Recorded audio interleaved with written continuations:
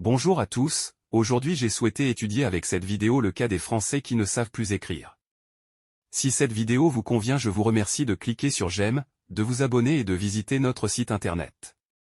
Ceci étant, j'ai entendu, au cours de la matinée du mardi 23 janvier 2024 sur Europe 1, une information qui m'a surpris.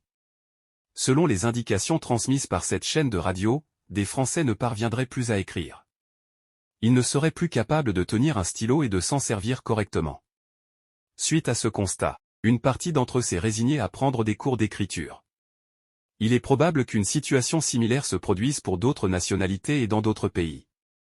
J'avais connaissance de l'existence de cours d'écriture pour des adultes, mais jusqu'alors, il me semblait que cela ne concernait que des personnes qui ont été atteintes d'un accident vasculaire cérébral, aussi dénommé attaque cérébrale, et souvent désigné simplement par la terminologie AVC.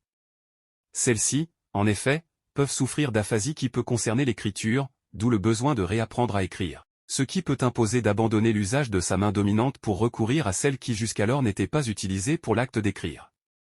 En dehors du cas spécifique des personnes victimes d'un AVC, la perte de la capacité à écrire correctement serait étroitement liée à l'usage de l'informatique.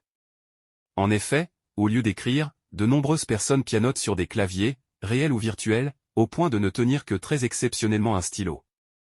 Je vois dans cette perte de la capacité à écrire une conséquence du passage de la culture de l'écrit à une culture multimédia, lequel est accompagné par une transition d'une culture du temps long à une culture du temps court, comme je l'avais précisé en vidéo et dans un article.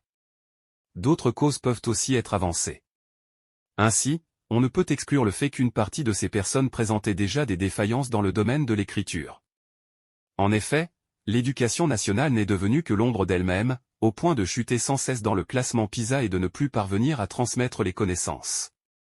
Or, la transmission des savoirs est essentielle pour le développement des individus et, plus largement, pour celui de la société tout entière. Concernant plus spécifiquement l'écrit, j'entends ici par ce terme non seulement l'acte lui-même mais également la bonne connaissance de la langue à écrire, des conséquences étonnantes peuvent se produire, ainsi que le démontre l'actualité récente. En effet, le site lefigaro.fr nous apprend qu'un adolescent vient d'être mis en examen au motif qu'il est l'auteur de plusieurs centaines de fausses alertes à la bombe.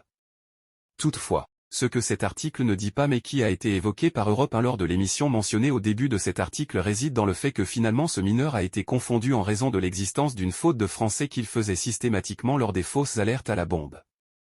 C'est cette répétition inlassable de la même erreur qui a amené ce mineur à reconnaître être l'auteur de ces fausses alertes à la bombe.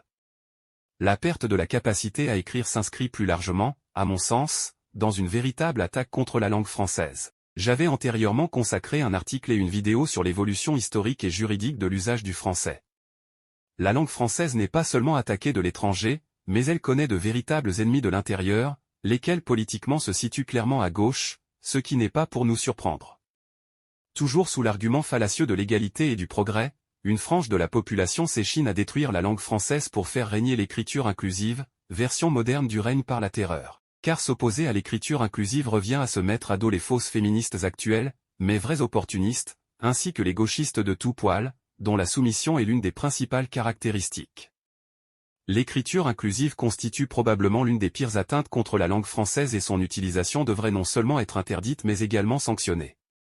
Il est d'ailleurs intéressant d'être vigilant pour identifier les personnes, y compris les personnes morales, qui utilisent l'écriture inclusive. C'est un bon indicateur pour savoir qui sont nos ennemis et ceux qui désirent la perte de notre pays, dont la langue est nécessairement l'une des caractéristiques.